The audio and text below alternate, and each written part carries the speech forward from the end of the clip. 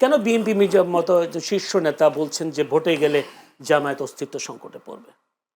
ধন্যবাদ আপনাকে, আমার সহ আলোচক অ্যাডভোকেট আতিকুর রহমান সাহেব এবং দর্শক শ্রোতা যারা দেখছেন তাদেরকে শুভেচ্ছা জানিয়ে আমি শুরু করছি। সেটা হচ্ছে প্রথমে একটু যে দখলবাজির কথাটা একটু যেটা বলেছেন আতিক ভাই, দেখেন দখলবাজির অভিযোগ সবার বিরুদ্ধে আছে। এখন উনি একটা বললেন যে না ওনাদেরটা পুনরুদ্ধার করতে গেছেন।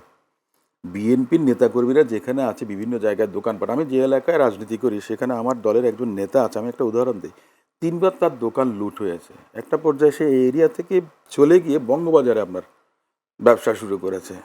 5ই আগস্ট পরবর্তীতে দেখা গেছে তাদের যার যার যেটা ন্যায্য হিস্সা ছিল সেটা বুঝে নেবার জন্য গেছে, সেটাকেই মনে করেন যে আপনার এভাবে এসছে। মানে পারসেপশনটা মিডিয়া বলেন, আপনার সোশ্যাল মিডিয়াতে বলেন, একটা কিছু পেলেই মনে করেন আপনার সেটাকে অতিরঞ্জিত করে বিএনপির বিরুদ্ধে প্রোপাগান্ডা তৈরি করা হয়। মানে আপনি বলছেন যেমনটা আতিক ভাই বলেছে, প্রোপাগান্ডা, আপনাকে আমি বলি যে একটা বড় অংশটা প্রোপাগান্ডা, যেটা একটা হলো একটা। আরেকটা যে আতিক ভাই বলেছে 4,000কে বহিষ্কার করা হয়েছে, তার মধ্যে যারা প্রকৃতভাবে দোষী, যারা তাদের কোনো আশ্রয় প্রশ্রয় নেই দলের মধ্যে, তাদেরকে বহিষ্কার করা হয়েছে। এর মধ্যে কিন্তু অনেকের ক্ষেত্রে আবার দেখা গেছে যে প্রুভড হয়েছে যে সে এটার সঙ্গে জড়িত না। ওই পেপারের আপনার এসছে বা আপনার মনে করেন যে ইলেকট্রনিক্স মিডিয়াতে বা প্রিন্ট মিডিয়াতে এসছে বা সোশ্যাল কোনো মিডিয়াতে এসছে, তখনই কিন্তু দল ব্যবস্থা নিয়েছে। পরবর্তীতে যখন দেখা গেছে যে সেটা আপনার ভুল বা মিথ্যা তথ্য দেওয়া হয়েছে, তখন দেখা গেছে সেখানে দল কনসিডার করেছে। এটা নিয়ে আর বেশি আলাপ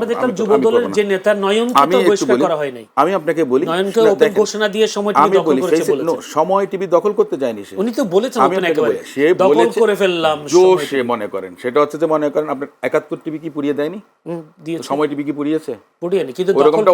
ওই কথাটা বলেছে জোশে বলেছে, এই জিনিসটা আপনার, হ্যাঁ সেটা আমি বলছি তো, সে তো কি ওখানে দখল করে রাখতে পারবে না, তো এটা ওটার তো আপনার সমস্ত লিগ্যালিটি আছে। তো 71 টিভি কি কেউ দখল করতে পেরেছে? নিশ্চয়ই না। আপনাদের এটা হয়েছে না, স্বৈরাচারের ফেসিস্টের মনে করেন যে লেজুর বৃত্তি করেছে যে সমস্ত মিডিয়াগুলো, সেগুলোর উপরে জনগণের একটা ক্ষোভ ছিল, সেটা হলো গিয়ে আপনার একটা বিষয়। এরপরে আসেন আপনার যে জিনিসগুলো, জামাত ইসলামের নামে কিন্তু প্রাতিষ্ঠানিকভাবে দখল করার অনেক প্রমাণ আছে বা অনেক কিছু আছে, এগুলি বলে সময় আমরা নষ্ট করবো না। আমি একটা জিনিস বলবো যে আমাদের মহাসচিব জনাব মির্জা ফখরুল ইসলাম সাহেব বলেছেন যে আওয়ামী লীগের যারা অপকর্ম করেছে নেতারা, তারা তো নেই, কিন্তু কিছু মানুষ আছে নিরীহ যারা হয়তো আওয়ামী লীগ করে না কিন্তু আওয়ামী লীগকে ভোট করেছে, বা সাধারণ মানুষরা জানে যে তারা হয়তো আওয়ামী লীগ করতে পারে বা সমর্থন করে, তারা যদি মিথ্যা মামলায় বা হয়রানিমূলক মামলাতে যদি তারা আসামি হয়, তাহলে সেটা উনি বলেছেন যে দেখবেন। এই কথাটা উনি বলেছেন সারা বাংলাদেশে আওয়ামী লীগের নেতাদের মামলা তুলে নেবেন, এটা মোটেও বলেন। আমি যেটা বললাম ওইটা আপনার ভুল, ওটা ভুল এসছে। দ্বিতীয় যে জিনিসটা যে ডাকসু নির্বাচন নিয়ে এসছে বা জাকসু নির্বাচন নিয়ে এসছে, দেখেন সবচেয়ে বড় টার্গেট কে ছিল শিক্ষা প্রতিষ্ঠানগুলোতে? জাতীয়তাবাদী ছাত্রদল। সেখানে ছাত্রলীগের সন্ত্রাসীরা ছিল, বিশ্ববিদ্যালয় প্রশাসন ছিল। 15 বছরে কোনো শিক্ষা প্রতিষ্ঠানে ছাত্রদলের কোনো নেতাকর্মী যেতে পারেনি, হলে থাকতে পারেনি। প্রকারান্তরে ছাত্র শিবিরের নেতাকর্মীরা তারা নিজেরাই বলেছেন যে ওরা আমাদের কর্মী। যেমন ডাকসুর ভিপি সাদিক ক্যাম্প বলেছে যে সে ছাত্রলীগের সঙ্গে ছিল, অরিজিনালি আমার কর্মী। এভাব করে তারা সেখানে মিশে গিয়েছিল এবং তারা ক্যাম্পাসে ছিল, তারা রাজনীতি করার একটা সুযোগ পেয়েছে। কিন্তু সে সময় ছাত্রলীগের থেকে কি তারা শিবিরের কাজ করতো? আমি একটা কথা বলি, তারা তাদের প্রচার কাজ, আমি উদাহরণ দিচ্ছি আপনাকে, সম্ভব।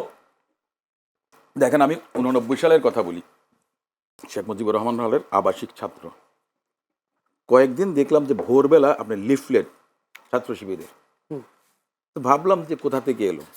একদিন আপনার ঘুমায়নি, দরজাটা খোলা ছিল, যেই না লিফলেটটা ঢুকলো, যখনই দরজাটা ধাক্কা দিলাম তখন দেখলাম যে আমার সঙ্গে মিছিল করে আমার 2 জন কর্মী। ওরা সবকিছু ওনারা পারেন, অবস্থার সঙ্গে খাপ খাইয়ে বিভিন্নভাবে ছদ্মবেশে বলেন, গুপ্তভাবে বলেন, যেভাবে বলেন সেটা ভিন্ন জিনিস। আরেকটা জিনিস আছে, দেখা গেছে যে তাহলে ওনারা কি করেছেন, তাহলে ছাত্রলীগের ভোটগুলো ওনারা পেয়েছেন, এটাও একটা হতে পারে। এই বিতর্কগুলোতে আমরা না যাই। কিন্তু জগন্নাথ হলের ভোটগুলো পায়নি, কিন্তু না, জগন্নাথ হলে পায়নি, সেখানে তো মনে করেন যে আপনার সনাতন ধর্মাবলম্বী যারা আছেন তারা হয়তো বা তাদের সেন্টিমেন্টটা একটু ভিন্ন রকম ছিল, সেই জন্য আলাদা একটা বিষয়। আপনি আরেকটা কথা বলেছিলেন যে যে জামাতকে মহাসচিব সাহেব বলেছেন যে ওনাদের অস্তিত্ব থাকবে না, এই কথাটা বলেছেন, সেজন্য তারা ভোটে যেতে চায় না। আমি যদিও শুনিনি এটা। আজকে দেখেন আমাদের এই যে সংকট, আপনি প্রথমে যে প্রসঙ্গটা এনেছেন যে এই যে সংকটটা হয়েছে, আমি তো মনে করি সরকার এবং রাজনৈতিক দলগুলোর কারণেই কিন্তু জনগণ একটা অস্বস্তির মধ্যে আছে। নির্বাচনটা হওয়া উচিত ছিল জুলাই আগস্টের অন্তত 6 মাসের মধ্যে নির্বাচন হওয়া উচিত ছিল। যত বেশি দেরি হয়েছে তত বেশি পানি ঘোলাটে হয়েছে। আপনার আরও যত বেশি যাবে, 26শে ফেব্রুয়ারি 2026-এর পরে যদি হয়, তাহলে দেখবেন যে আরও খারাপ একটা অবস্থা হবে দেশের মধ্যে। আমি এই যে জুলাই সনদের কথা বলা হয় যে এটা যদি সাইন না করা হয় তাহলে আপনার আইনি ভিত্তি দেওয়া না হয় তাহলে নির্বাচনে যাব না, এই কথাটা বলাটাই কিন্তু অসাংবিধানিক।